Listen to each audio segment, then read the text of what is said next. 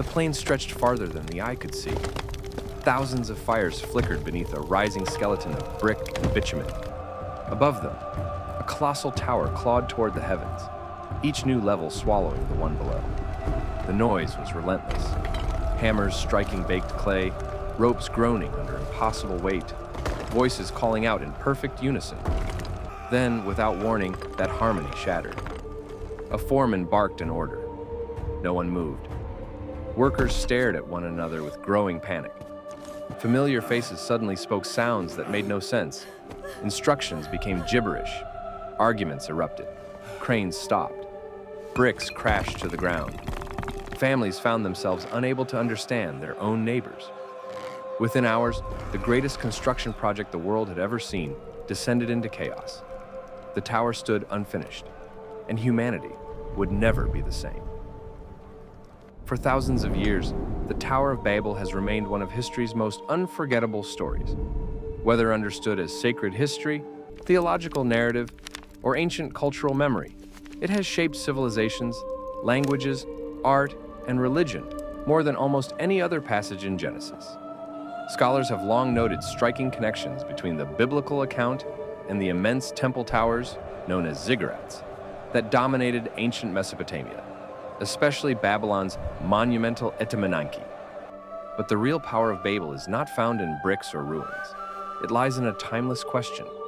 How far will humanity go when nothing seems impossible? Long before empires ruled the ancient Near East, after the flood remembered throughout Genesis, humanity was described as remarkably united. Everyone spoke the same language. Every idea traveled instantly from one mind to another. There were no translators, no misunderstandings, no cultural barriers. They journeyed east until they reached the broad plains of Shinar. Unlike the rocky hills many of them had known, this was a land without mountains. If they wanted to build high, they would have to build the mountain themselves. They discovered something revolutionary. The region offered little natural stone, but clay was everywhere. Instead of carving rock, they molded bricks, fired them in kilns until they hardened like stone, then sealed them together with naturally occurring bitumen that oozed from the earth. It was cutting-edge engineering for its time, allowing structures unlike anything previous generations could have imagined. Their ambition quickly outgrew simple survival. "Come," they said to one another, "let us build ourselves a city."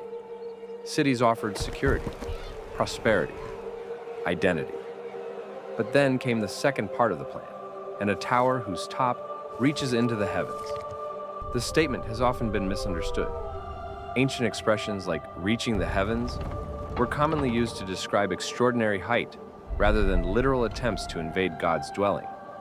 Many historians believe the builders envisioned something resembling a Mesopotamian ziggurat, a massive stepped temple connecting earth and heaven, where divine presence could descend to meet humanity. Yet Genesis reveals another motivation. Let us make a name for ourselves. It was a declaration of permanence. They feared being scattered across the earth, so they decided to anchor the entire human race to one place, one city, one monument, and one identity. Brick after brick, the city expanded. The tower climbed higher. Generation after generation may have contributed to its construction. Ancient temple towers often required decades of labor, enormous administrative systems, and thousands of workers. The project itself became a symbol of human cooperation unlike anything before it. But as the tower rose higher from the plain, Genesis introduces one of its most striking literary moments. The Lord came down to see the city and the tower. The irony is unmistakable. Humanity believed it was building something that reached the heavens. Yet from God's perspective, he still had to come down simply to see it. The narrative slows. No thunder, no earthquakes, no armies, only observation. The concern expressed in Genesis is equally remarkable.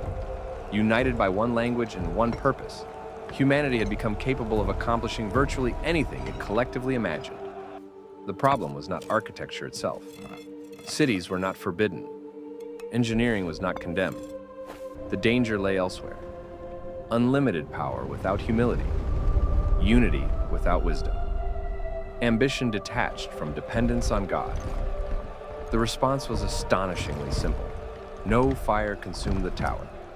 No walls collapsed. No miraculous flood swept away the city. Instead, communication itself unraveled. One mason suddenly spoke words his partner had never heard before. A supervisor gave instructions that sounded like meaningless noise.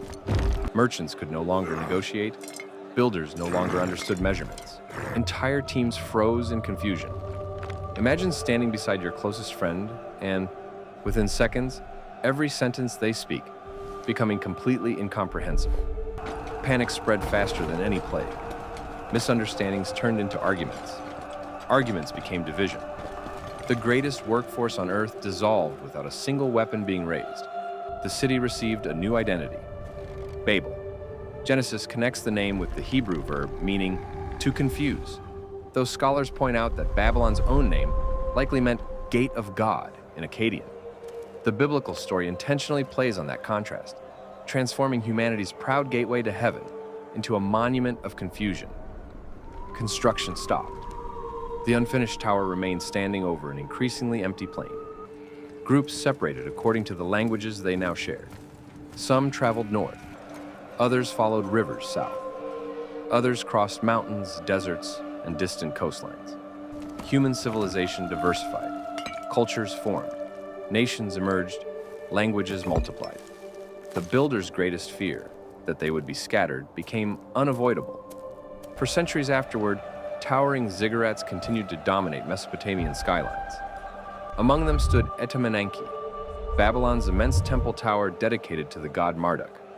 Because of its enormous scale, unfinished rebuilding phases, and location in Babylon itself, many scholars believe it likely inspired the biblical imagery preserved in Genesis, even if the narrative serves primarily theological rather than architectural purposes. Ancient literature outside the Bible adds another fascinating layer. Mesopotamian myths also speak of divine involvement with human language. One famous Sumerian text, Enmerkar and the Lord of Aratta, even contains an episode involving a world once united by a single speech before divine intervention altered that unity.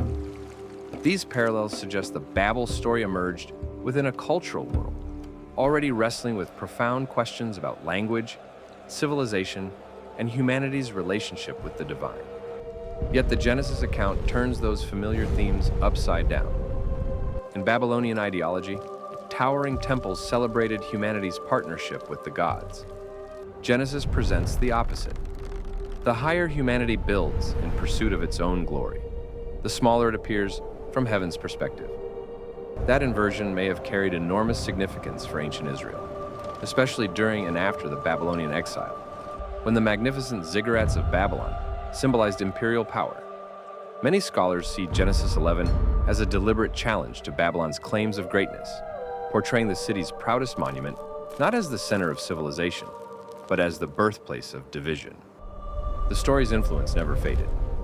Artists painted spiraling towers, reaching impossible heights.